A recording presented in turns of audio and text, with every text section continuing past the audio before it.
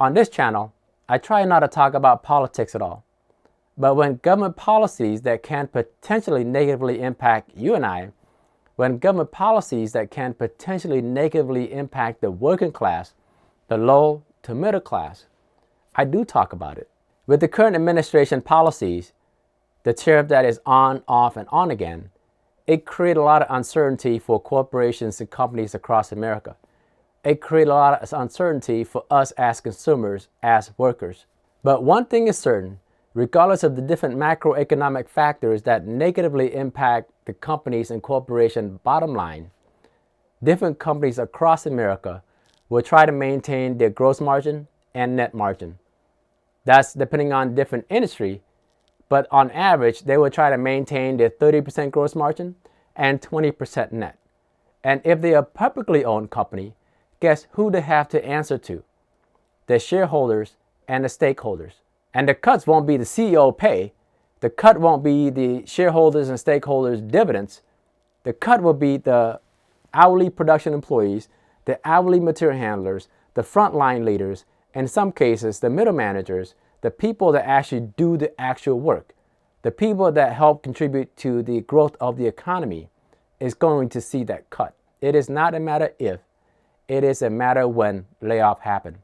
And layoff just doesn't happen during bad economic uncertain time. Layoff can still happen when companies are seeing record growth, record revenue, record profit, record subscribers.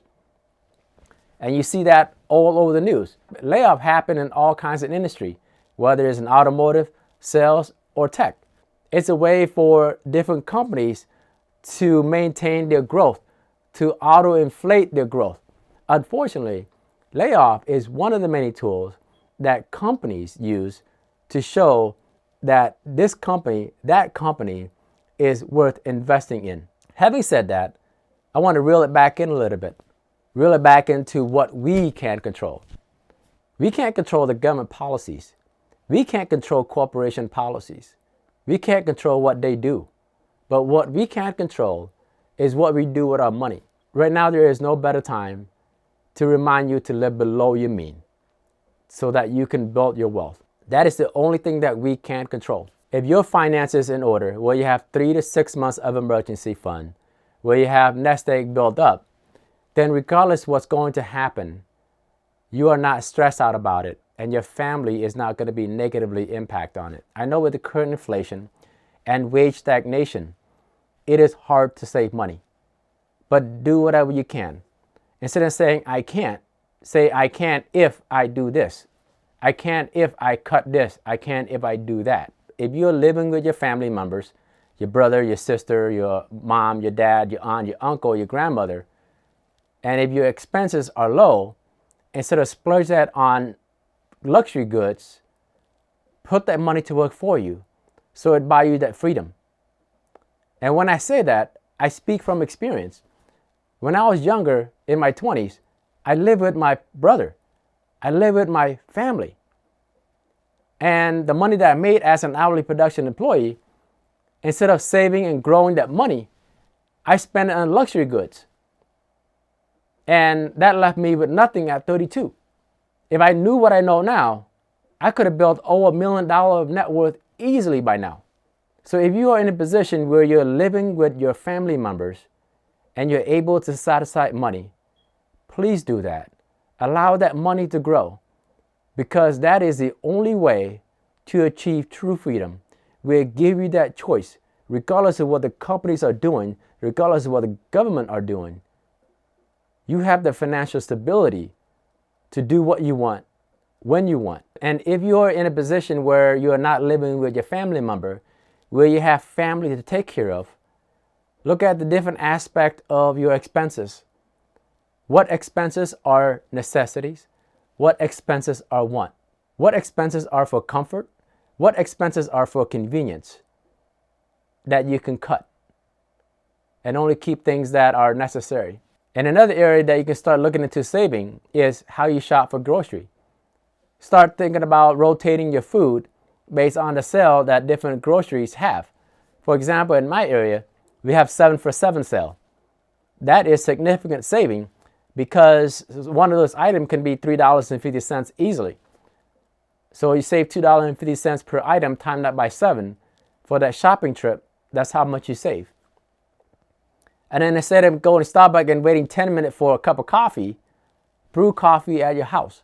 Instead of going fast food or dine in for lunch, start packing your own food by meal prepping it.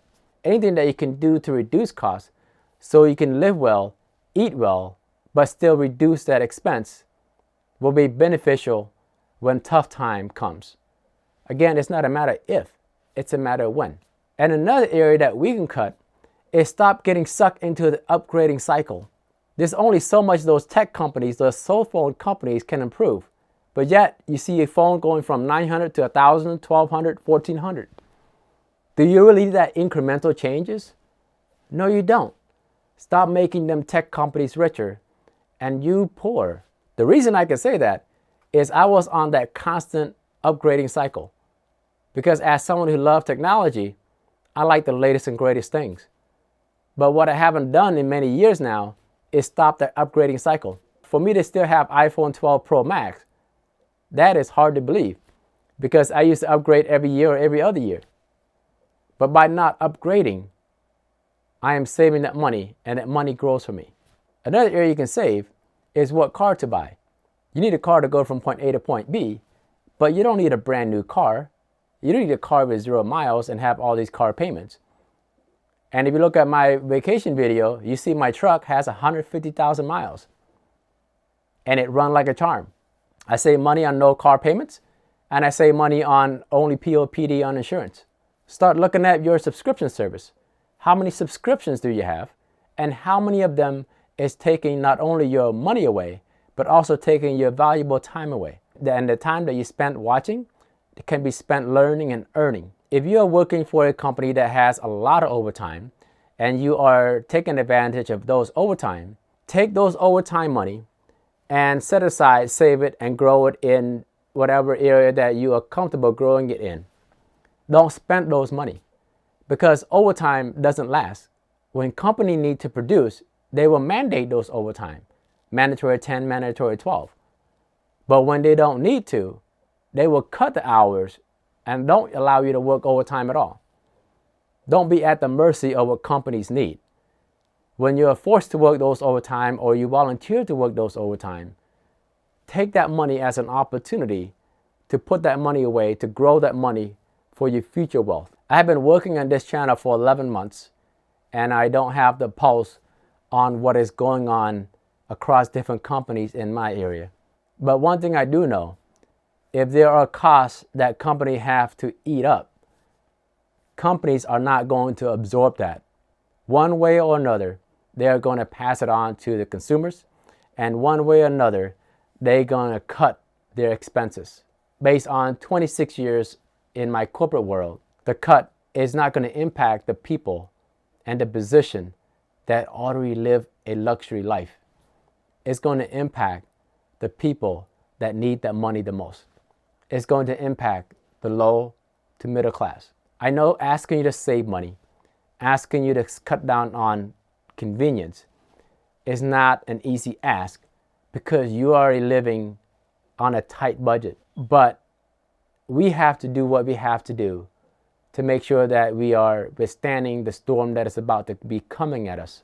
And if that storm never happens, at least it buys you that freedom to choose where to work, when to retire, when to pursue your passion or purpose, where work is not have to, but get to.